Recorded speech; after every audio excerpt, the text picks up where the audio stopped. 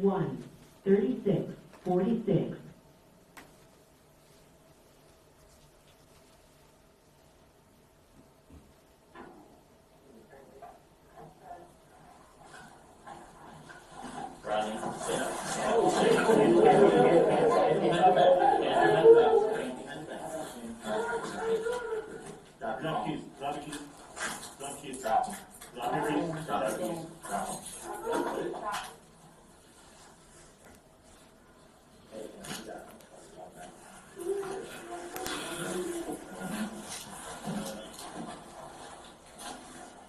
You got anything on you that's gonna stick me, poke me, or hurt me?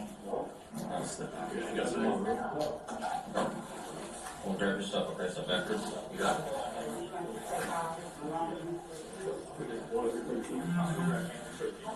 Should be part of it.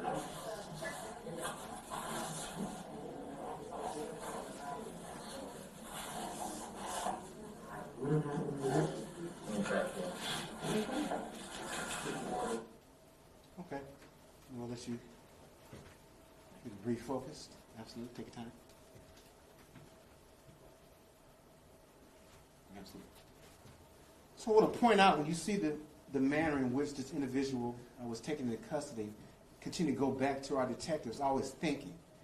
Dangerous suspect, unknown on what harm he could cause to the community or officers, and then thinking enough as they did their homework on him, discovering that he was currently on probation. Well, why not contact the probation office and put him in a controlled environment and then take him into custody without incident to the officers or the community? So, again, I'm going to continue to brag on the Southfield police officers and our detectives for thinking, getting out ahead of these situations, empathy that they show.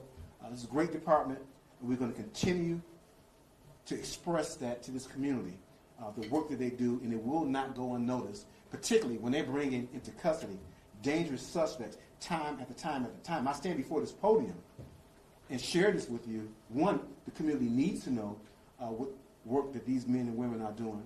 Secondly, how when you take these type of people off the street, it makes an impact. How many more victims were potentially going to fall prey to this individual and those other ones that we arrested? So without further ado, I'll open up the floor for questions. You mentioned potentially other victims. Can you give us a little more context when we talk about enterprise, whether he was working alone, had associates, and how would he exert control over women in such a wide range of locations? Right. So, again, the investigation is still moving forward. A lot of our information we did get from the victim who did share with us other potential victims that we're reaching out to. At this time, we're not certain whether he's working alone, no evidence whether he has other people involved, but that will come out through our investigation. So this is all relatively new. Again, we just arrested him just a few days ago, so more work to do, more victims to contact, and then we'll have a bigger picture, or should I say a better picture of his enterprise at the appropriate time. And not trying to victim blame in the least, but when she doesn't know his name other than a nickname, are you able to provide any context of how she met him, how long she knew him, and again, how he exerts control outside of maybe just directly threatening these women? Yeah, so when you look at these human traffickers, their behaviors are very similar. Regardless of what state you're in, they contact people, particularly women who they feel are vulnerable, who may be in need of resources, and then they'll sell an idea of profit and security by lending themselves under their direction. So this is pretty much how this occurred. You know, he came in contact with her during a vulnerable state in her life, just like the last predator that we got out of Sonesta Sweeps. And then from there, tricked her into a pattern of human trafficking and sex work activity. Lastly for me, do you know how long it's alleged that she was under his control in this way? Yeah, according to her, for approximately 4 months of abuse and human trafficking. With both cases, it strikes me that both receptionists at the front desk were able to intervene. What is the police department's relationship like with educating hotels on how to identify signs that someone might be a victim of human trafficking, or that, you know, to intervene like that? Because I was impressed in both cases that it was the front desk who had called and intervened like that? Yeah, that's a very great question. I'm glad you asked that. These hotels in Southfield, really hotels in other places as well, but we'll just talk about Southfield for now. They are very well aware of human trafficking and the potential for it to come to their particular hotels. And there are trainings that hotel management does have with the employees to identify these type of situations. And as you mentioned, in both situations, the victims came to them for refuge, for safety, and again, in both situations, they both delivered by giving them a safe haven to operate out of, and then contacting the Southfield Police Department without hesitation.